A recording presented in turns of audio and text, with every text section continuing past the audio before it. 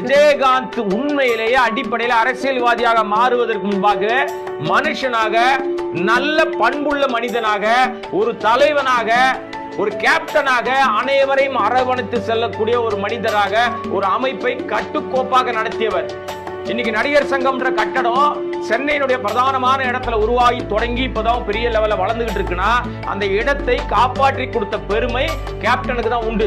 Captain சொன்னதுனால தான், விஜயகாந்த் அவர்கள் கூப்பிட்டதுனால தான் ரஜினிகாந்த், கமலஹாசன், அஜித், விஜய்னு உட்பட அனைத்து திரையுலக பிரபலங்களும் மலேசியா, சிங்கப்பூர் கலை நிகழ்ச்சி வந்தாங்க. கேப்டன் ஒருத்தர் இல்லைன்னா இவங்க எல்லாம் வந்திருக்க மாட்டாங்க. யாரையும் ஒருங்கிணைக்க முடியாது. இன்னைக்கு கூப்பிடுங்க சார், யாராவது வருவாங்களான்னு பார்ப்போம். இன்னைக்கு கூப்பிடுங்க. அன்னைக்கு அவர் கூப்பிட்ட மாதிரி இன்னைக்கு அனைவரும் நிக்க சொல்லுங்க பார்க்கலாம். அட்டெண்டன்ஸ் போடுவாங்களான்னு பாருங்க. வரமாட்டாங்க. விஜய் வருவாரா? அஜித் வருவாரா? ரஜினிகாந்த் வருவாரா? ஏதாவது ஒரு விஷயம்னா எல்லாரையும் அரவணைக்கிற தகுதி அவருக்கு இருக்கும் கிடையாது. அந்த அடிப்படையில் சொல்றேன், இவருக்கு தலைமை பண்பு இல்லை என்பதை நானோ நீங்களோ சொல்ல வேண்டியதில்லை, நீதிமன்றமே சொல்லிருச்சு. அந்த அடிப்படையில் தான் சொல்றேன். இது நிச்சயமாக நீங்க எதிர்பார்க்கிற மாதிரி இல்லை. செங்கோட்டையன் போனால் அவருக்கு தான் நஷ்டம். என்னை பொறுத்த வரைக்கும் இதெல்லாம் விட்டு பார்க்குறாங்க, நூல் விட்டு பார்க்குறாங்க.